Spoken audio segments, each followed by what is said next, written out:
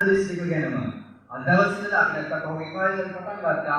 යේසුස් වහන්සේගේ පෙරපතේ චරිත 42 බලන්න. හේතු මේ චරිත 42ම ඔබේ මගේ ජීවිතය නියෝජනය කරනවා. බයිබලයේ හැම චරිතයක්ම අපේ ජීවිතය ගැන කතා කරනවා. ඒ නිසා මේ චරිත 42 අපේ ජීවිතේ කතා කරන සම්ප්‍රදාන කීයක් ගැන බලන්න කල්පනා කරනවා. මම ආපහු මතක් කරගෙන ගියොත් ඇයි අපි මේ චරිත 42 බලන්න හේතුව මේ චරිත 42 ගැන බයිබලයේ කතා කරලා තියෙනවා. මේ පද හරියට ගන්න. ගලාති 3 වෙනි පරිච්ඡේදයේ 29 වෙනි පදේ කතා කරලා තියෙනවා. ඉතින් නුඹලා ක්‍රිස්තුස් වහන්සේගෙන් නම් ඔබ විශ්වාස කරනවා නම් ඔබ ක්‍රිස්තුස් වහන්සේට අයිති කියලා ආබ්‍රහම්ගේ වංශයේ පොරොන්දු ලෙස උරුමකාරයෝ වන්නවා. ඒ නිසා අපි ආබ්‍රහම්ගේ වංශයේ ජේසුස් වහන්සේගේ වංශයේ උරුමකාරයෝ ඒ අපේ පෙරපතේ කතාව. ඒ නිසා අපේ ආර්ථික පෙරපත ගැන අපි බලන්න යනවා. ඔබ දන්නවා මේ සිහිවටන ගොඩක් තියෙනවා. මේ සිහිවටන හොයාගෙන සමාන අය එනවා. මේ අපේ පරම්පරාවේ කෙනෙක්. මේ අපේ සීයා, මේ අපේ මුත්තා, මේ අපේ පරම්පරාවේ තවත් පුරුදු කියලා හොයාගෙන එනවා. ඒක ඔබේ පරම්පරාව ගැන කල්පනා කරොත් සමාජයේ ඔබ දන්නේ නැති ඔබේ පරම්පරා හතරක් පහකට කලින් ඔබේ මිනිස්සු කොයි ආකාරයෙන් ඉන්නේ කියන කාරණේ. මොකද ඔබේ ආර්ථික ජීවිතයේ පරම්පරාව ගැන බයිබලයේ කතා කරනවා. ඒ නිසා ගලාතියේ කතා කරනවා ඔබ ක්‍රිස්තුස් වහන්සේට අයිති නම් ඔබේ ආර්ථික පෙරපත වෙන්නේ ජේසුස් වහන්සේගේ ආග්‍රහණය පෙරපත. ඒ නිසා හැම පෙරපතක්ම ඔබ නියෝජනය කරන්න යනවා. අපි බැලුවා අපි මතක් කිරීමක් කරගෙන යන්නේ පෙරපත කතා දෙකක් බයිබලයේ අලුත් දිවිසුමේ තියෙන යේසුස් වහන්සේගේ පෙරපත කතා දෙකක්. ඒතකොට පෙරපත කතා දෙකේ දාවිද රජතුමා දක්වා කොටන පෙරපත දෙකේම කිසි වෙනසක් නැහැ. එකම ආකාරයෙන් කියනවා ඔබ දකින්න එක තැනක් වෙනසක් තියෙනවා රාම සහ අරින් කියලා. ඒක අරින් කියන්නේ රාමයේ දෙකම එක්කෙනෙක්. ඒතකොට මේ පෙරපත දෙකම එක හා සමානයි. ඒ නිසා බයිබලයේ පළවෙනි කොටසේ ගන්න පෙරපත 100ක් ඒ කොටසේදී සර්ව සම්පූර්ණව ඉස්සර වෙලා නැත්තම් සඳහන් වෙලා තියෙනවා. හැබැයි අපිට දකින්න පුළුවන් සල්මන්ගේ පස්සේ තමයි පෙරපත වෙනස් වෙන්නේ. ජේසුස් වහන්සේ දාවිද්ගේ පෙරපතින් එනවා කියුවාම අපි කල්පනා කරනවා ජෝසෆ්ගේ පෙරපත දාවිද්ට සම්බන්ධ මහිතුමගේ පෙරපතට දාවිද්ට සම්බන්ධ. බලන්න බයිබලයේ දෙවියන් වහන්සේ කොච්චර සැලසුම් සහගතද. මම ඔබට කිව්වා එක පෙරපතක් මරියතුමගේ පෙරපත වෙනකොට අනිත් පෙරපත ජෝසප් තුමාගේ පෙරපත. එතකොට යේසුස් වහන්සේ අම්මගේ පැත්තේ තාත්තගේ පැත්තේ භූමික මරියම්ගේ පැත්තේ ජෝසප් තුමාගේ පැත්තේ දෙන්නටම පැත්තේ දාවිද්ගේ පෙරපතට සම්බන්ධතාව ගන්නවා. හරියට මොකද දෙවියන් වහන්සේ වරදින්නේ උන්වහන්සේ බයිබල ඉතිහාසයේදී කිසි දෙයක් අහම්බයක් නෙවෙයි. උන්වහන්සේගේ සැලැස්ම කොච්චර සැලසුම් සහගතද. සලමුන්ගේ පෙරපතේ කෙනෙක් එද්දී දාවිද්ගේ පුතේකුණ නේතන්ගේ පෙරපතේ තව කෙනෙක් වෙනවා නැත්නම් අම්මා වෙනවා. මේ පෙරපත දෙකම භූමික මාර්ගසා දෙවියන්ගේ පෙරපත දෙකම දාවිද්ගේ පෙරපතේ දෙවියන් සැලසුම් කළා. කොච්චර පරම්පරා ගානකට කලින් උන්වහන්සේගේ සැලසුම් කළා තිබ්බද? ඒ විතරක් නෙමෙයි. ඔබ දකිනවා බයිබලයේ දවල් පෙරපත දෙකේ අවසානයේදී නැවත එකතු කරනවා. මිත්‍යාය කියන කෙනාගේ පෙරපත දෙන්නගේම සීලා එක්කනම වෙලා තියෙනවා. ඒකට හේතුවක් ඒකදී බලමු. බුදුපත් මේ ලූක් පොතේ මතේ පොතේ දැක්කොත් දෙන්නගේම සීලා නැවත එක්කෙනෙක් බවට පත් වෙලා තිබෙනවා. ජේසුස් වහන්සේ උපද්දවන පිළිස උන්වහන්සේ කොයි ආකාර සැලැස්මක් දාලා තිබුණා. මේවා බයිබලයේ තියෙන රහස්. ඒ නිසා මම ඊසත් ඔබට කිව්වා සභාවේ උගන්වන්නේ. යේසුස් වහන්සේ සිනගෝගයේ ඉගෙනුසේක මාංශන්දිවල දේශනා කළසේක. හැබැයි අපි ගොඩක් කාට කරන්නේ සභාවේ දේශනා කරනවා හන්දිවල උගන්වනවා. එළියේ උගන්වන්නේ නැහැ. සභාවේ ඔබ කිදිමු නිසා ඔබ ඉගෙන ගන්න ඕනේ යේසුස් වහන්සේගේ ජීවිතේ සංඝ සම්මිස්ථාන ගැන. ඒ නිසා බයිබලයේ පැහැදිලිව පෙන්නනවා. උන්වහන්සේ දුවා ඇඟ හිරිවැටෙනකොට උන්වහන්සේ කොච්චරනම් සැලසුම් සහගත දෙවියන් වහන්සේ කෙනෙක්ද. උන්වහන්සේ නිකන් ආවට ගියාට නෑ. බයිබලයේ පදයක් තියෙන්නේ. උන්වහන්සේ පොළවේ අක්තිවාරම් දාන්න ප්‍රථම සියල්ල සැලසුම් කළා. ඒ නිසා මේ ස්ථානයේ ඉන්න ඔබ පුද්ගලිකව මේ ඔබ දෙවියන් වහන්සේගේ සැලැස්මක්. මතක තියාගන්න පොදුවේ නෙවෙයි ඔබ දෙවියන් වහන්සේගේ සැලැස්මක්. උන්වහන්සේ පොළවේ අක්තිවාරම් දාන්න පෙර උන්වහන්සේ ගර්භයේ ඔබ තැන්පත් වෙන ප්‍රථම දෙවියන් වහන්සේ ඔබ ගැන සැලසුම් කළා. ඒ නිසා උන්වහන්සේ ලෝක ආරම්භයේදීම ජේසුස් වහන්සේ ගැන හොඳ සැලැස්මක් දාලා තිබ්බා. ඒ සැලැස්ම හරිය අපූර්ව නිශ්චය අහමු ලෙස නෙමෙයි. අපි දන්නේ අපේ පස්සේ පරම්පරා පහකට පස්සේ අපේම පරම්පරාවේ දෙන්නේ උදාවේ දෙන්නේ අපිට අහමුවක්. ඒක වෙයි කියලා විශ්වාස කරන්න බෑ. හැබැයි ජේසුස් වහන්සේ පෙර කිව්වා දාවිද්ගේ වංශයෙන් උරුමක් මේ ගැලුම් කරනවා එන්න යනවා.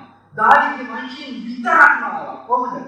දාවිද්ගේ පුතා දෙන්නෙක්ම පුරුක් දෙකක් නැවත දෙවියන් වහන්සේ යාකරන ලැබුවා. මිනිස්සුනේ වන්දනේ බයිබලයේ රහස් ගොඩක්. බයිබලයේ සත්‍ය ගොඩක්. සම්පූර්ණ සත්‍යයක්. ඒ නිසා මේක දැනගින් නෑ. ඒ නිසා මේ දේවල් ඉගෙන ගන්න එක ගොඩක් වැදගත් වෙනවා. අපි පෙළපන් කියලා බලන්න කල්පනා කරන හේතුව තමයි දීර්ඝ කතාව මුදලට ආඥාවක් දෙනවා.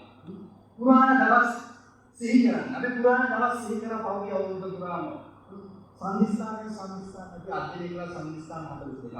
බයිබලයේ පරම්පරාවෙන් පරම්පරාවට පසුණු වර්ෂ කල්පනා කරන්න. අපි දැන් පරම්පරාවෙන් පරම්පරාව බලමින් යනවා. අපි පරම්පරා දෙකක් අවසන් කළා. මම ඔබට මතක් කරන්නම් පරම්පරා දෙකක් අපි අවසන් කළා. මම ඔබට අභියෝගයක් දුන්නා ලෝකේ මේ කීවෙනි අවුරුද්දද කියලා හොයලා බලන්න කියලා.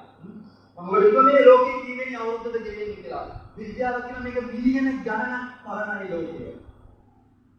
හැබැයි බයිබලයේ හරියටම ලෝකයේ අවුරුදු කීයක් පරණද කියන එක ගැන උන්වහන්සේ රහසක් නැතුව සම්පූර්ණ විවරල් කරලා තිබෙනවා. අපි දන්නවා රාජාවලිය පොතේ හරියට පරිච්ඡේදයේ පළවෙනි පදේ දෙවියන් වහන්සේ කියනවා දේවමාලිගාව හැදුවේ මොන අවුරුද්දද කියලා. අවුරුදු 480කට පස්සේ ඊශ්වරයන් සෙනඟ විඥාන ගමන පිටත් වෙන අවුරුදු 400කට පස්සේ තමයි දේවමාලිගාව හැදුවේ. ඒතර අවුරුදු 480ක් ආපස්සට ගියොත් අපි බැලුවා පරම්පරා අධ්‍යයනයේදී ක්‍රිස්තු පූර්ව 1446 දී ඊශ්වරයන් සෙනඟ කොරින්ත දේශයට දක්වා යන ගමන පිටත් වෙනවා. ඒක සක්සුදක්ෂේ දින මතවා මේක හරියටම සමත් දවසක මේ ගමන පිටත් වෙලා තියෙනවා. අපි ඒක හරියාකාරව බැලුවා. ඒ දෙක අපි දැන් කදිනවා මේ 480 එන්න කලින් උන්වහන්සේ නික්මයන් පොතේ කතා කරලා තියෙනවා 430 වෙනි අවුරුද්ද වූ ඒ දවසේ ඒ අය පිටත් වුණා. ඒ කියන්නේ යෝසේෆ්ගේ නායකත්වයේ යාකෝබ්ගේ නායකත්වයේ ඊශ්‍රායලයන් මිසරයට ඇවිත් අවුරුදු 430කට පස්සේ තමයි මේ ඊශ්‍රායලවරු මිසර ගමන නැත්නම් පොරොන්දේශ දක්වා යන ගමන පිටත් වුණේ. එතනින් අපවගේ 430ක් එහාට ගියොත් අපි දන්නවා 1896 තමයි ජාකෝබ් තමන්ගේ පුතුත් එක්ක මේ මිසරයට ගිහිල්ලා පදිංචි වුණේ. ජාකෝබ්ගේ වයස හොයාගත්තයින් පස්සේ උත්පත්ති පොතේ ජාකෝබ් දේශනාවේ යටි වයස කියලා කියන එක හොයාගත්තයින් පස්සේ බයිබලයේ පැහැදිලිව පිළිවෙලට ආදම්යෙන් තමයි අවුරුදු ගන්න අපිට හොයාගන්න පුළුවන්. මම ඔබට කිව්වා ලෝකයේ දිවිලා કોઈ විද්‍යාඥයෙක් કોઈ තාක්ෂණය මොන කාරණේ කිව්වද සත්‍ය වචනේ කියනවා අවුරුදු 6155යි. මේ අපි අවුරුදු 6155කට පස්සේ ආදම්ගේ උපතේ. බයිබලයට අනුව අපි අවුරුදු 6155 වෙනි අවුරුද්ද තමයි මේ ගත කරන්නේ. ආදම් පාපයට වැටියා අවුරුදු 6155. අවුරුදු 6155 උන්වහන්සේ ඉවසුවා මිනිස්යාගෙන. උන්වහන්සේ තාමත් ඉවසනවා අවුරුදු 6155 උන්වහන්සේ ඉවසනවා ඔබත් මමත් උන්වහන්සේ දෙකටයි කියලා. මේ පස්සේ අපි පහුගිය කාලේ බැලුවා මම දන්න සමහර අයට මේක ග්‍රහණය කරගන්න අමාරු වෙයි. මුත් අවධානයෙන් ඉන්න හේතුනේ තොරතුරු හරි අමාරුයි සමහර අවස්ථාවල ඔබට මතක පහදන්න බෑ. මුතුන්වහන්සේ අපේ මඟ පෙන්නලා දෙනවා මේ කරුණ තේරුම් ගන්න. ඒ නිසා අපි බැලුවොත් අවුරුදු 6155 ඔබ දන්නා 2021 යේසුස් වහන්සේගේ ඉඳලා මේ දක්වා අපි 20 වර්ෂයේ බිඳුවේ ඉඳලා අද දක්වා මේ අවුරුදු 2021ක් ගත වුණා. පරණ කිව්සේ විතරක් තියෙන අවුරුදු 4134ක්. පරණ කිව්සේ විතරක් අවුරුදු 4134ක් තියෙනවා. පරණ කිව්සෙත් මේ වර්තමානයේ එකතු කරපුවාම අවුරුදු 6155ක්. අපේ ලෝක 6155 වෙනි අවුරුද්දේ මනුෂ්‍ය වංශයේ ඉන්නේ. අපි බැලුවා ආදම් ජීවිතය ගැන. ආදම් අවුරුදු 930ක් ජීවත් වුණා. ආදම් ජීවත් වුණා මරණයෙන් පස්සේ අනිත් අය ඉපදුනේ. ආදම් ජීවිත කාලය තුළ සෙත් ඒනොෂ් කේනාන් මහලෙල් යාවෙත් ඒනොක් මෙතුසලා ලාමෙක් කියන්නේ නොවගේ තාත්තා. මේ 900 මේ අය උපදිනකම් පරම්පරා 9ක් යනකම් ආදම් මිනිස්සුන්ට ඉගෙනුවා. බයිබලයේ ගැන දෙවියන් වහන්සේ ගැන මිනිස්සු කොහොමද දැනගත්තේ? ආදම් ඉගෙනුවා. අපි ඒක බැලුවා. ආදම් නිගන්වෝ පාපේ කියන්නේ මොකක්ද? දෙවියන් වහන්සේ මොන වගේද? එයාගේ පුතු කරපු පාපයන් මොනවද? ඒ පාපයන් කරන්න එපා කියන එක පරම්පරා 9කටම ආදම් උගන්වන්න ලැබුවා.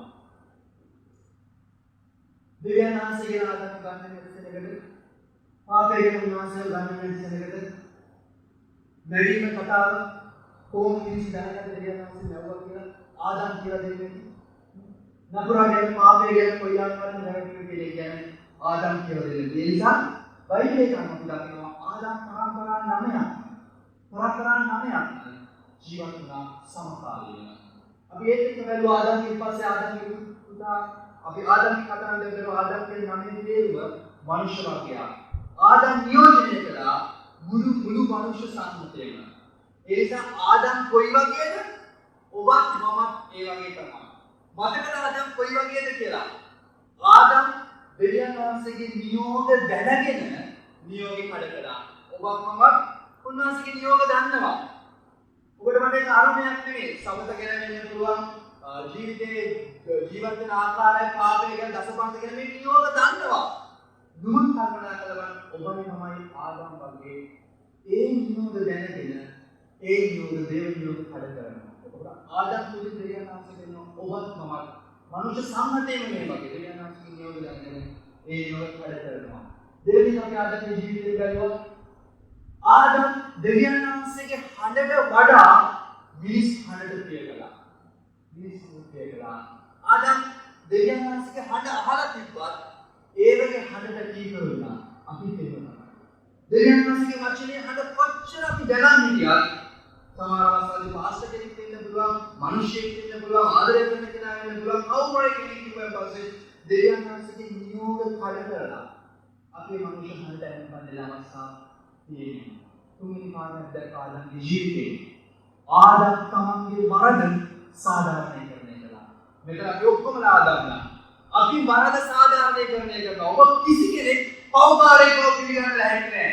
ඔබේ පාපයක් කෙනෙකුත් නැහැ. ඒක කලේ මෙන්න මේ නිසා. ඒ අපේ හැටි ආදම්ගෙන් ආපු දේ. ඔබ මොන පාපේ මම මොන පාපයක කරා? අපි ඒක සාධාරණීකරණය කරගන්නවා.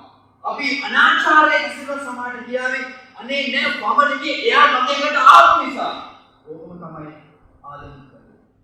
ඒ නිසා ආදම් එයාගේ වර්ග සාධාරණීකරණය කරගත්තා. ඒ නිසා මම කියන්නේ දෙවියන් වහන්සේ ඔබේ මගේ ආදම්ගේ වෙනසක්.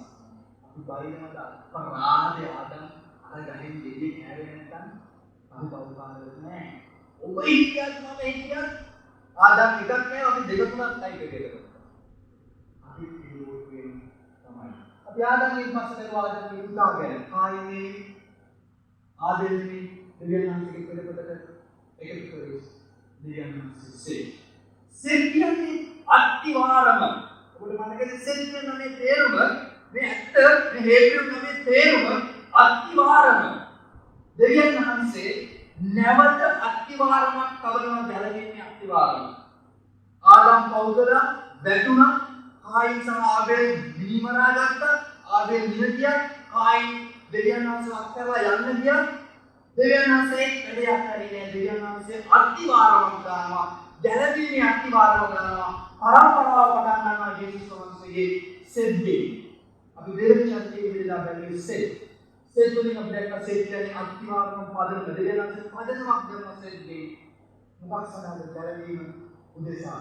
සෙද්දී අපි දැක්කා සෙත් අවුරුදු 105 ගානට අවුරුදු 130 දී 130 සෙත් උපදිනවා. සෙත් ආදම් එක්ක වන්දන අවුරුදු සෙත් ආදම් අවුරුදු 856 ජීවත් වෙනවා. මම මතක විදිහට. නෝවත් එක්ක අවුරුදු 56 ජීවත් වෙනවා. ඒතර සෙත් දැනන් හිටියා ආදම්ගේ දෙවියන් වහන්සේ කවුද පාපයෙන් මම කියන එක සෙත් කියාව ලැබුණා. ඊළඟ පරම්පරාවක් දෙවියන් වහන්සේ ගැන පණිවිඩය. හැබැයි සෙත්ින් අපි ඉගෙන ගන්න දේ තමයි සෙත් කායින් හොයාගෙන ඉන්නේ. අපි දැන් බැලුවා කායින් වෙනම නුවරක් තලාගෙන යන්න ගියා. හැබැයි සෙත් හොයාගෙන ගියේ නෑ තමන්ගේ සහෝදරයා. අපි ඒක ඉගෙන ගන්න දේ තමයි. අපේ ජීවිතේ සමාන අවස්ථාවල පාපය තියෙන තැන දෙවියන් වහන්සේගේ දෙවිමුණ තැන හොයන්න යන්න අපිට අවශ්‍ය නැහැ. දෙවියන් වහන්සේ ජීවිතේ ගැලවීම දුන්නා නම් ඔබ හොයාගෙන යන්න එපා. ගැලවීම නැති තැන නැත්නම් උන්වහන්සේගේ නිමිච්ච තැනකට. දෙවියන් අසෙද්දී අපි දෙවියන්ට ඇතුළේ තමයි සෙත් දෙවියන් වහන්සේට දෙවුවා උන්වහන්සේ තුල නතර වුණා. සෙත් යන්නේ හැකියාව තිබුණා සෙත් දෙවියන් වහන්සේ ඉන්න කියුවා නතර වුණා. සෙත් ජීවිතේ තුන්වෙනි කාරණයක් එක්ක පළවෙනි කාරණය තමයි සෙත්කින් අලුත් ගමනක් පටන් ගත්තා. දෙවෙනි කාරණාව සෙත් ආයිනාරියදී නෑ. තුන්වෙනි කාරණාව සෙත් නතර වුණා දෙවියන් වහන්සේට. ඔබේ ජීවිතේ දෙවියන් වහන්සේත් එක්ක ගමනක් යන්න ඕන නම් මට කියාගන්න. ඔබ අලුත් ගමනකට පියවර තියන්න ඕනේ. ඔබේ පරණ ගමන යන්න බෑ. ඔබේ පරණ පුරුදු අතාරින්න ඕනේ. ඔබේ ඇත්තහැඟීම් අතාරින්න ඕනේ. ජීවිතේ සෙත් වගේ ඔබේ ජීවිතේ දෙවියන් වහන්සේ අත්තිවාරයක් පදනමක් බැලුම්මාන ඔබේ ජීවිතේ දෙන්න ඕන නම් ඔබ අලුත් ගමනක් යන්න ඕනේ. ඔබත් මමත් අලුත් ගමනක් යන්න ඕනේ. සෙත් තීරණය කර අලුත් ගමන යන්න. ඔබත් මමත් පරණ දේ සැරේ හොයන්න යන්න බෑ. අපිට රස දෙන්න බෑ පරණ පාපයන්. අපේ පරණ මිත්‍රයෝ, අපේ පරණ ජෙදෙලියෝ, අපේ පරණ වෛශ්‍යාවෝ මතක් වෙන්න බෑ අපිට ආපහු හරිලා යන්න. වෛශ්‍යාවෝ කියන්නේ හැම විතරක් නෙමෙයි රූප පිළිම කරදර විපත් කියනකොට හැරිලා යන්න බෑ ආපහු. අනේ දෙවියන් වහන්සේ කොච්චර යාඥා කරත් ඇහෙන්නේ ගිහිල්ලා අන්න අර අම්මට දෙන්නේ දෙවගන්න ඒ කැන්වලට ආපහු යන්න බෑ. ඊළඟට දෙවියන් වහන්සේ ඔබට ඉන්න කියපු තැන ස්වභාව තුළ වේවා ආත්මික ජීවිතය තුළ වේවා ඔබ නතර වෙනවා. දෙවියන් වහන්සේගේ ජීවිතේ ආරම්භ කරන්න ඕන නම් ගැලවීමේ කාරණා. ඒ නිසා අද දවසේ බලන්න යනවා තුන්වෙනි පරම්පරාව විදියට ඒනොස්ගේ පරම්පරාව. අපි මතක් කිරීමක් කළේ ඉතල වෙලා අපි අද දවසේ බලන්න යනවා තුන්වෙනි පරම්පරාව. ඔය පෙරලගත්ත දේ බයිබලයේ ලූක් සුභාරංශයේ තුන්වෙනි පරිච්ඡේදයේ 38 වෙනි පදයේ. ලූක් සුභාරංශයේ ආදම් දක්වා පෙළකට යන්නේ. අපි කසන කාමයේ තෝරන්නේ අපි අවදි වෙලා ඒනොස් කියන. ඔබට ආයෙ ඉගෙන ගන්න මම හන්දන්නේ කවද්ද ලැබෙන්නේ. ඒ නිසා දෙවියන් වහන්සේ උගන්වන වෙලාව ඉගෙන ගන්න. ඒනොස් කියන. ලූක් සුභාරංශයේ තුන්වෙනි පරිච්ඡේදයේ 38 වෙනි පදයේ. ඒ ස්ථාන කතා කරලා තියෙන යේසුස් වහන්සේගේ පෙළපතේ ओ एनोशके पुत्रयाय ओ सेत्ගේ पुत्रयाय ओ ආදම්ගේ पुत्रयाय ආදම්ගේ පුතා සෙත් සෙත්ගේ පුතා ඒනෝෂ්. ඔබ දන්නවද ඒනෝෂ් කියන නමේ තේරුම? පහුගිය දවසක මම අපේ ගෙදර හිටියා අපේ සභාවේ දරුවෙක් දීගෙන පිරිස සූදානම් වෙලා දරුවා ලැබෙන පස්සේ මගෙන් ඉල්ලුවා නමක් හොයලා දෙන්නකෝ පාස්ටර්. දැන් මම මොන අකුරෙන්ද ඕනේ ආරගෙන නම් වල අකුරු කියන්නේ වෙලාවට අපුරෙන් ඕනෑගේ නම් වලට ගැලපෙන. ක්‍රිස්තියානි නමක්ද නැත්නම් ක්‍රිස්තියානි වගේ බයිබලේ නමක්ද කිසිදු නමක්ද? දැන් ඔබ මේ දරුවට නමක් කියනවා නම් ඔබ ගොඩක් දේවල් හිතාවි. මට අයේට නම කියන්නේ නැත්නම් නිම්රුත් කියන නම කියන්න එපා කියලා ගොඩක් අය කිව්වා. ඒ නිම්රුත් කියන චරිතේ නිම්රුත් කියන නමක් තියෙනවා. යහපත් චරිතයක් නෙමෙයි බයිබලේ. හැබැයි මම උඹනමක් තිබ්බා නිම්රුත් කියන නම කියන්න. ඒතර ඔබ කල්පනා කරයි සෙත් තමන්ගේ දරුවට නම කියද්දි මොන වගේ නමක් කියන්නේ නැද්ද? මේ ඒනොස් කියලා කියන්නේ ලෙඩ රෝගියා. මා පුදුම තාත්තට විශ්ේ. තමන්ගේ දරුවට දුර්වලයා කියලා නම තියලා. අපි නිකම්ම කියන්නේ අපි කියන්නේ තීක්ෂණ. ඉතින් කියනවා ඔන්න නමක් දාන්නේ. ඊට පස්සේ නැත්නම් අපි දාරේ බුද්ධික.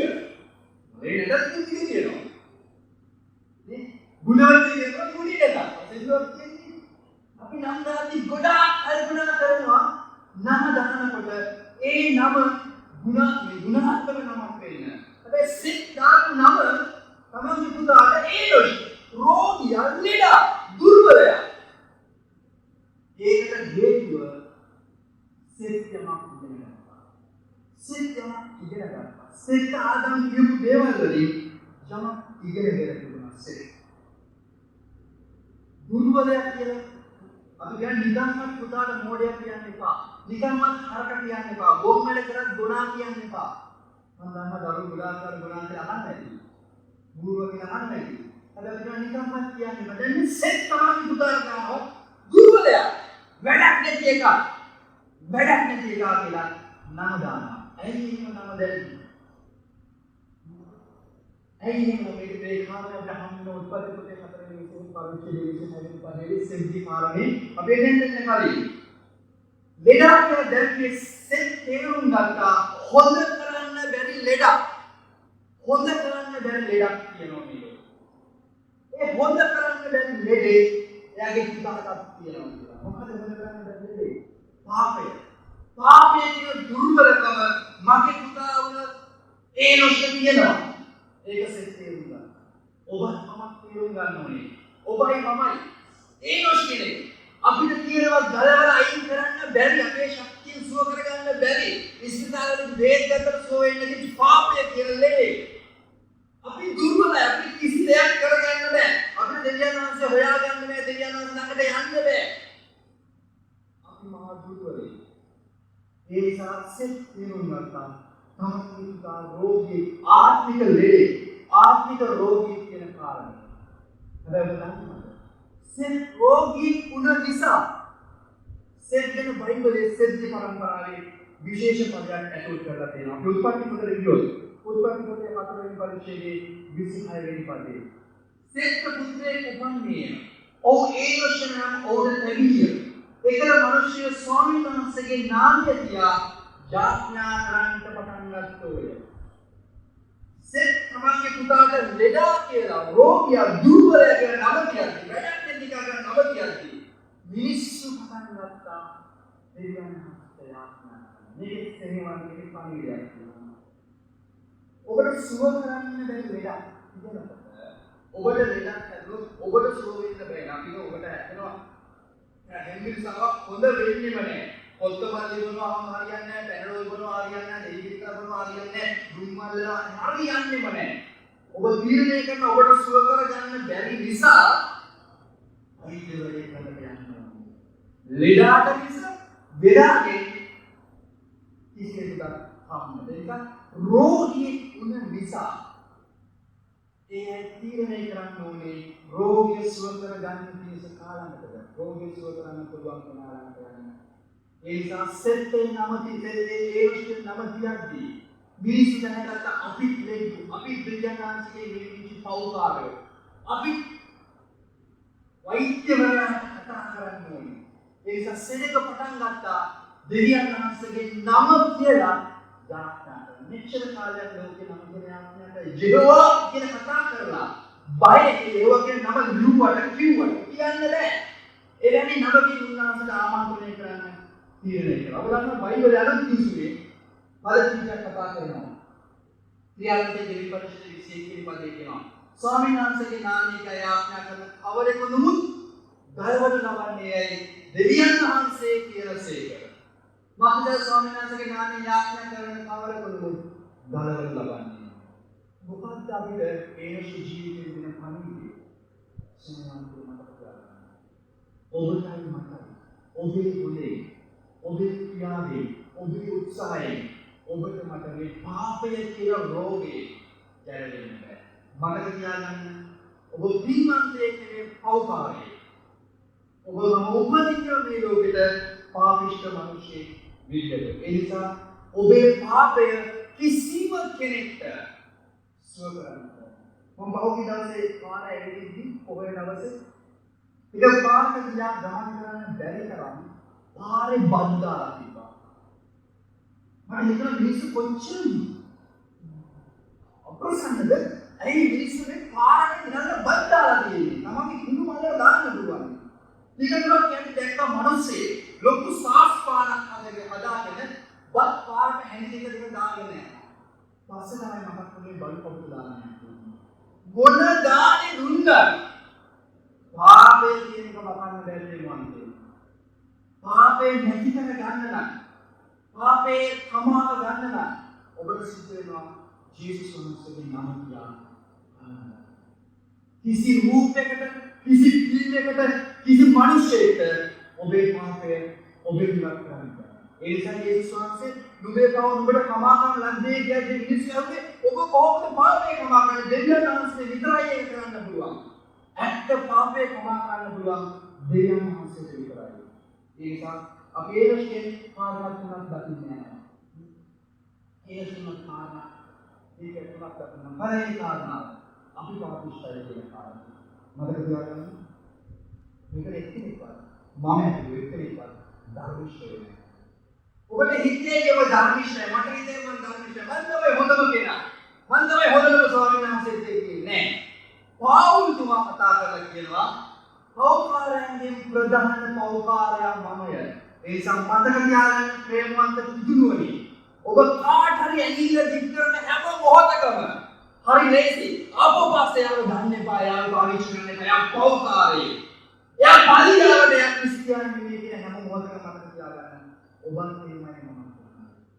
ඔබත් එමයයි මමත්. හැබැයි අපිට හරි පුළුවන්කමක් තියෙනවා අනිත් අයගේ පාපේ දකින්න. එයා මහා පෞකාරී. පල්ලියාවට ක්‍රිස්තියානි වෙන මිනිසයා. හැබැයි මට කියන්නේ ඔබත් එමයයි මමත්. දෙවියන් වහන්සේගේ ඇස් දෙකෙන් බලද්දී ඔබම හැම කෙනෙක්ම පෞකාරයි. පාපිෂ්ඨයි. ඒක ඔබයි මමයි තේරුම් ගන්නවා. ඒ නිසා සබාවකට ලොකුම පාපේ තමයි අනිත් පෞකාරයන්ට ඇඟිල්ල දික් කරන එක. කවදාවත් කවදේට ඇඟිල්ල දික් කරන්න එපා. මන්ද ඔබ ධර්මිෂ්ඨ නැති නිසා. ජේසුස් වහන්සේ පෞකාරිෂ්ඨ ගෙනාව වෙලාවේ ජේසුස් වහන්සේ විමතියෙන්නේ කියනවා පාපයක් කරපු නැති කෙනෙක් අනුබල ගන්නවා.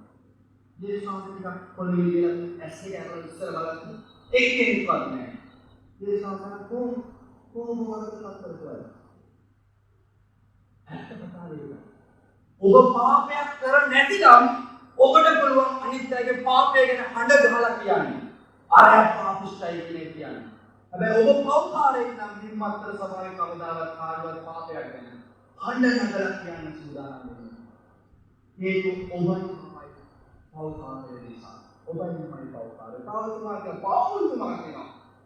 මුළු සභාවට කතා කරලා තිමෝතිට කතා කරලා තිමෝති ඔය සභාවේ ඔක්කොට වඩා මමයි මහ පෞකාරයා. මේ පෞල්තුමා කියන්නේ. එහෙනම් අපි කොච්චරම ඊට වඩා දෙයයන් අන්දරින් ඉන්නවා. ඒ නිසා ඒ රොස්ටේ උගන්වනවා. ඔබ මම දුර්වලයේ පෞකාරයේ අධර්මිෂ්ඨයේ පාපිෂ්ඨ මනුෂ්‍යයේ රෝගී ලෙඩේ කියන කාරණා.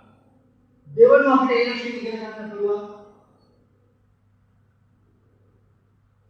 දෙවෙනි කාරණයට අපිට ඒ රොස්ටේ ඉගෙන ගන්න පුළුවන්. අපේ ක්‍රියාවන්ගෙන් අපි ධර්මිෂ්ඨ වෙන්නේ නැහැ.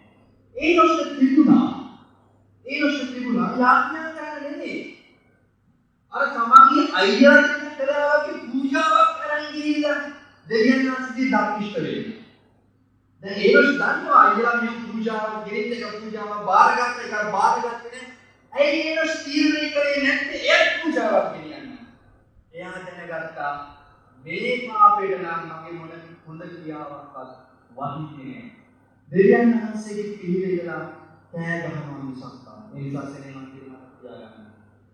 ඔබ මොන යහපත කළා? ඔබ පල්ලි ගියත් දසෙන් කොට දුන්නත් ඔබ කොච්චර දාන මාන කොච්චර මොනින් කතා කරත් කොච්චර යහපත් වෙන්න උත්සාහ කරත් ඔබේ ක්‍රියාවල් මගේ ක්‍රියාවල් ඔබව මාව ධර්මිෂ්ඨ කරන්නේ නැහැ. කවුද මෙතන හොඳම කෙනා? ගොඩක් අය ලෝකේ කියන මොනවා හොඳටම දෙන්නේ කියලා. මම කවුද හොඳම කෙනා? මට දැන් ඔබේ හොඳකම දෙවියන් වහන්සේ දැර හැල්ලක් කරන්නත් අපි. අපි තේරුම් ගන්න යුතු සත්‍යතාවය තමයි. ඔබේ මගේ ක්‍රියාව. ඔබයි මමයි කරන්න උත්සාහ කරන යමපත්කම. ඔබ ඉඳලා උදේ වෙද්දී ඇවිල්ලා මුළු පාලනයම අපි ගෑවත් මේ ඔක්කොම දේවල් මම උදා කරනවා ගොඩවක් කළා. කරන්නේ දෙවියන් වහන්සේට ඇත්ත. හැබැයි එහෙම කරයි කියලා ඔබ මම ධර්මිෂ්ඨ වෙන්නේ. ඒක ශ්‍රේණුම් ගන්නවා. ක්‍රියාවන්ගෙන් ධර්මිෂ්ඨ වෙන්න බෑ කියලා. බයිබල් දේශනාකාරය හත්වෙනි පරිච්ඡේදයේ 20 වෙනි පදේ කතා කරලා තියෙනවා. පව් නතර යහපතම කරන ධර්මිෂ්ඨ මිනිස්සෙක් සැබවින්ම මේ පොළොවේ අනිකරේ හා කෙරවල ගියා හම්බ වෙන්නේ නැහැ. ඒ නිසා දෙවියන් වහන්සේගේ කිසිම කෙනෙක් ධර්මිෂ්ඨ යහපත් මිනිසෙක් නෑ. ඒකම ඉලක්ක වගේ කතා කරලා රෝම 3:10 ඒ කියන්නේ මෙසේ ලියාතිවේ ධර්මිෂ්ඨ කෙනෙක් නැත එසේ කෙනෙක්වත් නැත. මම කියනවා අපිට බයිබලයේ විශ්වාස කරන්න බෑ. බයිබලයේ තියෙන සත්‍ය සත්‍යමයි. ඒක අකුරක්වත් එහා මෙහා කරන්න බෑ. ඒ වුණාට පාප කොච්චර බඩගිනි කිව්වත් මම නම් බොහොම හොඳට ජීවත් වෙනවා. මම කාටවත් කරදර කරන්නේ මම කාටවත් තේරුමක් හොයන්නේ මම උපරිම දිව්‍යන් වහන්සේගේ මම හොඳ දේවල් විතරමයි කරන්නේ. ඔබට එහෙම ජීවත් වෙන්න පුළුවන්. හැබැයි ඔබ ධර්මිෂ්ඨ නැහැ. ඔබ ඒත් පෞකාරයි. මට මතකයි මගේ සීයා ඊයේ අවුරුදු 10කට පස්සේ මම පන්සලකට යනකොට මගේ සීයාගේ පන්සලට අපේ ගමේ පන්සලට යනකොට මම දන්නවා මගේ සීයා ඔළුව තියපු සලකන තාමත් මේ විද්‍යාවේ තියෙන අවුරුදු කරේ පස්සේ යා නිකියම පන්සලේ යා නිකියම පස්සේ පෞකාරයි යා ධර්මිෂ්ඨ නැහැ. කොච්චර කාලය ගත කරන් යහපත් දේ කළා පින්කම් කළා කොච්චර දන් දුන්නා කොච්චර දේවල් කරලා මතක තියාගන්න ධර්මිෂ්ඨ කොහොමද අපි ධර්මිෂ්ඨ වෙන්නේ? ඒ ප්‍රශ්නය ගත්තා රාස ධර්මිෂ්ඨ කියන්නේ රාස ඒ ප්‍රශ්නය ගත්තා තුන්වෙනි කාරණාව අපි දෙවියන් වහන්සේට හඳුන්වනවා. ඔබට ධර්මිෂ්ඨ වෙන්න ඕන නම් ඔබට යහපත් වෙන්න ඕන නම් ඔබට යේසුස් වහන්සේට හඳුන්වනවා. ඔබ දන්න හඬ ගසනවා කියන වචනේ තේරුම හඬ ගහනවා. හඬ ගහනවා නෙමෙයි හඬ ගහනවා. අඬනවා කෑ ගන්නවා. දාවිදතුමා ඒ වගේ තමයි. දාවිදතුමාගේ බයිබලේ කතා කරලා තියෙනවා මාගේ ධර්මිෂ්ඨකමේ දෙවියන් වහන්සේ ධර්මිෂ්ඨයි. මා හඬ ගසන කල මට උත්තර දුන්න මැනව. අපේ හොදක් නිසා කවුරු හිතනවා පාපයාඥා කරොස්සු වෙයි පාපයාඥා නෑ. දෙවියන් වහන්සේ ධර්මිෂ්ඨයි. ඒ ධර්මිෂ්ඨ නිසා උන්වහන්සේ ධර්මිෂ්ඨ නිසා අපි කවුරු කන ගැහුවා. උන්වහන්සේ අපිට අනුකම්පා කරලා උත්තර දෙන්න. විපත්තියට වවා විදුසේක මට කරුණාකට මාගේ ආඥාව ඇසුරු වෙන්න. දෙවියන් වහන්සේ කෑ ගන්න නෙවෙයි අනන්න ඕනේ. අනේ ස්වාමීනි මම හිඟවන්න ලැබෙනවා මම වටින්නේ නැහැ. මම ඔබෙන් ඉල්ලනවා. ඔබ දන්නවා ක්‍රිස්තියානි සමහර අය ඉන්නවා දෙවියන් වහන්සේ අඬ කරනවා. ස්වාමීනි ඔබ මේක කරන්න ඕනේ. ඔබ කොහොමද? එහෙම දෙවියන් වහන්සේ අපි කියන විදිහට නතරලා ඇත්තේ නෑ. අපි උන්වහන්සේගෙන් හිඟවන්න අදින්නෝනේ. ස්වාමීනි මට කරුණා කරන්න. මගේ ආඥාව අහන්න. ඔබ ධර්මිෂ්ඨ දෙවියන් වහන්සේ මම සුදුසු නෑ ඔබ වහන්සේලාට එන්න. අනේ ස්වාමීනි මම ගැන අනුකම්පා කරලා මට මේ උපකාරය කරන්න. මතක තියාගන්න. ඒ දොෂ්ට දාපනකේ ආනන්ද. අනේ සෝදෙවියන් වහන්සේ. අනේ ස්වාමීනි ඔබ අපව දාලා ගියා. අපේ වරද නිසා, අපේ පාපිෂ්ඨකම නිසා, මගේ අම්මා තාත්තා කරපු වරද නිසා ඔබ අපව දාලා ගියා. ස්වාමීනි ගැන අනුකම්පා කරන්න. ඒ විදිහට අපි උගන්වනවා. දෙවියන් වහන්සේ ඔබන් මම කොච්චර නැගහන් දෙන්නේ. සේවන්තේ අලංකාර නමස්කාර කාලයක් අපි මෙතන ගත කරනවා. ඔබම යාඥා කළා. අනේ අපි අලංකාර නමස්කාරයෙන් දෙවියන් වහන්සේ ගැටදිලා ප්‍රීති වෙලා මේ අනුන්වහන්සේ ඉල්ලන්න ඕනේ ස්වාමීනි මේ නමස්කාරය බාර ගන්න. අපි දුර්වල පාපිෂ්ඨයි. ස්වාමීනි මේ ආඥාව බාර ගන්න. මම උන්වහන්සේ එච්චර ප්‍රේෂණයක දෙවියන් වහන්සේ කෙරේ. එච්චර මහිමාන්විත දෙවියන් වහන්සේ කෙරේ. උන්වහන්සේ ළඟදී අපි බය වෙන්න ඕනේ දෙවියන්.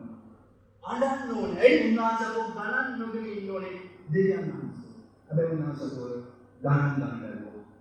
බයිබලයේ කියනවා මාක්ෂාරක උන්වහන්සේ තුළ ජීවත් වෙමු, හැසිරෙමු, සිටිමු. කවදද උන්වහන්සේගේ දරුවෝයි නුඹලා හොඳකාරයාගේ සම්මාරේ පවා පියාදේ. උන්වහන්සේ කියනවා අපි බයිබලයේ කතා කරගෙන අපි උන්වහන්සේට ජීවත් වෙමු, හැසිරෙමු.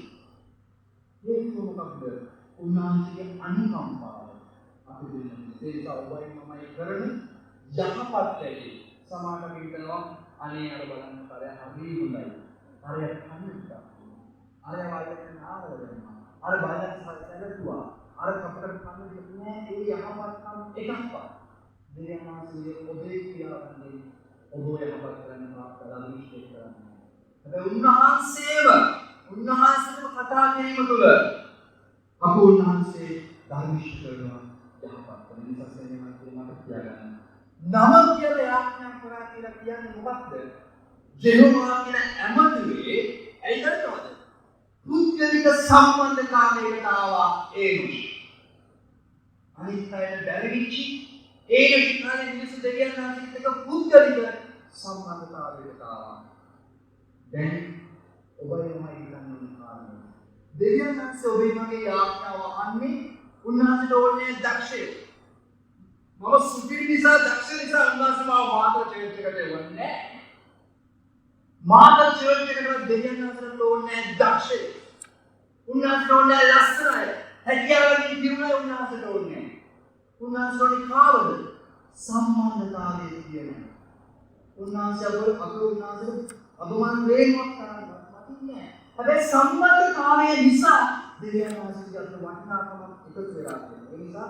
ඒ නිසා මේ නම කියලා හඳ ගැවුවා කියන්නේ සම්බන්ධතාවය ඇති කරගත්තා දෙවියන් වහන්සේත් එක්ක. බුද්ධික ගැනීම සේවන්තේනි ඔබ නමස්කාර දෙහෙව්වත් නමස්කාරය කළා දේශනා කරන සංගීතය මෙව්වත් මේ මොන දේ කළා අර්ථ විරහිතයි ඔබ දෙවියන් වහන්සේත් එක්ක සම්බන්ධයක් නැහැ. අපි ඒ සමස්තවල නමස්කාර කාලයක් එක්ක අර්ථවත් සාකච්ඡා කාලයක් තිබුණා. අපේ ජීවිතේ මේක සිද්ධ වුණා නමස්කාර කරන දක්ෂ හෝ නමස්කාර කරන හැකියාව නෙවෙයි දෙවියන් වහන්සේත් එක්ක සම්බන්ධ වෙන්න තමයි කල්පනා කරන්න ඕනේ. ඇත්ත. අපි දෙවියන් වහන්සේත් එක්ක සම්බන්ධ වෙනුව මොන දේ කළත් වැඩක් නැහැ. ඒ නිසා සෙනෙහි මන්ත්‍රී ධර්මිෂ්ඨයේ කොට ගණන් ලබන්නේ ජේසුස් වහන්සේ පැනලා ගත්තා නම් විතරයි. ඔබ දන්නවද? දෙවියන් වහන්සේ ඉන්නවා, මිනිසයන් ඉන්නවා. දෙවියන් වහන්සේගේ ශුද්ධත්වය නිසා පෞකාර මිනිසයන් නෑ බලන්නේ. ඒ නිසා ජේසුස් වහන්සේ කියන පෞකන්නාඩි නැත්නම් ජේසුස් වහන්සේ කියන මධ්‍යස්ථ නැත්නම් මැදට ජේසුස් වහන්සේ දැම්මන් පස්සේ දෙවියන් වහන්සේ දකින්න මිනිසයා කොයි විදියටද? ජේසුස් වහන්සේ තුලින්. ඒ නිසා ඔබේ ක්‍රියාව අපතුලයි කියලා දෙවියන් වහන්සේ ඔබ දකින්නේ. ජේසුස් වහන්සේ තුලින් තමයි උන්වහන්සේව දකින්නේ. අපි අවසාන පදේ විදියට ක්‍රියාපතේ 17 වෙනි පරිච්ඡේදය අපි හැමෝම කරලා අපි මම ශීඝ්‍ර දාන්නේ. ආදාල් ක්‍රියාපතේ 17 වෙනි පරිච්ඡේදය 24 වෙනි පදේ. මාත්‍රිසාරක උන්වහන්සේ ජීවත් වෙනවා, හැසිරෙනවා, සිටිනවා. ඒක ඔබේ මගේ ජීවිතයේ සිදුවීම් දේ මොකක්ද? ඔබ මමයි යහපත් වෙන්න. ඔබ මමයි යහපත් ක්‍රියා කරමු නෙවෙයි. අපි පල්ලියට උදව් කරමු නෙවෙයි. අපි ඉඳලා පල්ලියට යමු නෙවෙයි. අපි හොඳින් කතා කරමු නෙවෙයි. අපි දුක්වත් අය ගැන සලකමු නෙවෙයි. ඔබ යහපත් වෙන්න. ඔබ දෙවියන් වහන්සේට සම්බන්ධතාවය ගන්න. උන්වහන්සේ තුල ජීවත් වෙනවා. උන්වහන්සේ තුල හැසිරෙනවා. උන්වහන්සේ තුල සිටිනවා. මේ පුද්ගලික සම්බන්ධතාවය හරියට. ඒ නිසා මතක තියාගන්න ආදම් අවකාරයි. ආදම් මනුෂ්‍ය සම්මතේම පෞකාරයි. සෙත් දෙවියන් වහන්සේ නැවත ආරම්භ කළා. අත්විඳාරමක් කරනවා. ඒනොස් මම පෞකාර නිසා දෙවියන් වහන්සේගේ කරුණාව. මම රෝගියෙක් නිසා උන්වහන්සේගේ කරුණාව අවශ්‍යයි. මේ දැනගැනීමේ මාර්ගය දෙවියන් වහන්සේගේ පෙළපතින් උන්වහන්සේ කියනවා. දැනගැනීමේ මාර්ගය දෙවියන් වහන්සේගේ පෙළපතින් උන්වහන්සේ උගන්වනවා. ඒ නිසා බයිබලයේ රහස් ගබඩා බයිබලයේ අනුකූලයි. බයිබලයේ නරන්නේ. අද මට මධ්‍යම පන්ති උගන්වන්න කියන අවශ්‍ය. මම හිතුවා බයිබලයේ කන්නේ කිව්වේ චරිතවාදී යේසුස් වහන්සේ නිරූපණය කරනවා. මමත් පුදුමයට පත් වුණා මෙච්චර චරිත ගොඩක් ජේසුස් වහන්සේ ගැන කතා කරනවා. ඒ නිසා සම්මත මට පරණ විශ්වාස ජේසුස් වහන්සේ ප්‍රකාශ කරනවා. ඒ නිසා ඔබේ මගේ ජීවිතේ අපි අලුත් ගමනක් යන්නේ මේ චරිත 42 තුලින් අපි දකින්නේ අපේ චරිතයේ කොටසක් තියෙනවා. සමාජයට ඔබ සෙත් කෙනෙක් වෙන්න පුළුවන්. සමාජයට ආදම් කෙනෙක් වෙන්න පුළුවන්. සමාජයට කාමත් ඒනුස් කෙනෙක් වෙන්න පුළුවන්. අපි ජේසුස් වහන්සේ කෙනෙක් වන පිණිස මේ අපේ තියෙන හැම වැරදි දඬුවම් ප්‍රදාන කරගන්න අපි මේ ගමන යනවා. එන්න අපි විශ්වාස කරගන්න. අපි ඊශ්වරයේ මොහොතක්. සේවනයේ මම විශ්වාස කරන ශුද්ධාත්මයන් ඔබට අවබෝධ කරනවා. මගේ වචන නිසා නෙවෙයි, මගේ දේශනාවේ කියන හරය නිසා නෙවෙයි. ඔබගේ උන්වහන්සේ ප්‍රේම කරන නිසා දෙවියන් වහන්සේ අවබෝධ කරගන්න. ඔබ උන්වහන්සේ යටත් වෙන උන්වහන්සේ කියන සබවීම සම්මිවි ඒ ශාගේ ඔබගේ නම කියලා ඔබට හඳගස්සන්න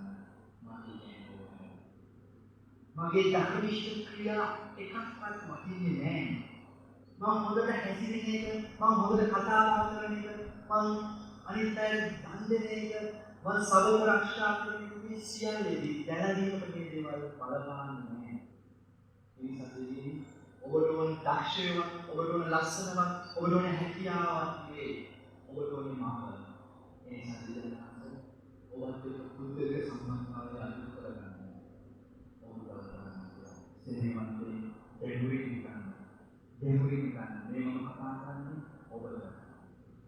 ඔබේ ආත්මා ජීවිතේ වැඩිලා. ඔබේ පුද්ගලික සම්බන්ධය බිඳිලා.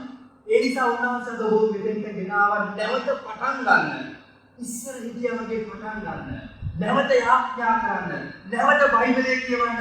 නැවත මට හඬ ගසන්න කියන පණිවිඩය ඔබට දෙන්න නිසා.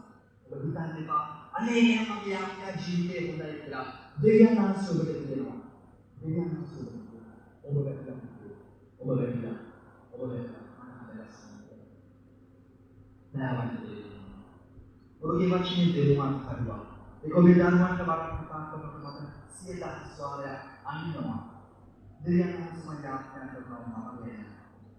සම්මි සිත්නේ. ඔබ වහන්සේ දැන් මේ වශයෙන් ඔබ වහන්සේ ඔබ වහන්සේ අයදීකට හිඟවන් යදින්නට මම උදව් කරනවා. මගේ හොඳවත් දක්ෂකමවත් හැකියාවත් අධ්‍යාපනයවත් මේ කිසි දෙයක් නෙවෙයි. ඔබතුල යන්නේ මම කියන්නේ සම්මුති ශාස්ත්‍රය ඔබගේ දරුවන් ඔබ කතා කරනවා මේ ආදරවන්තව ඇහෙන්නේ වසන් කරනවා ඔබ ජීවිතේ ඒ රොෂ්‍ය සම්පස්ථානය ඔබට තේරෙනවා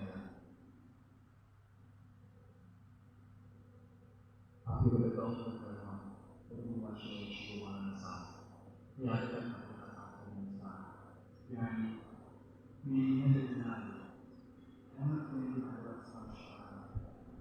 මේ කරන හැම යාඥාවක් බොරුවට යාඥාවක් නොවි දෙවියන්ස මේ අපතර කීය ඔබේ පාප කරන්න yani ඔබේ නැවත සම්බන්ධතාවයක මේ හැම දෙයකින් ඔබගේ වැරදි පෙන්වන්න අඩුපාඩුකම් පෙන්වන්න ඔබ කියන්නේ ඔබ වැඩි නැහැ දෙවියන්ස ඔබ මහා කරනවා Tuhan samsung. Hidupnya ada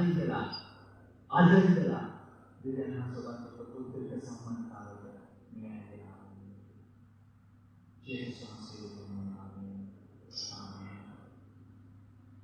Punya jawab sama diri.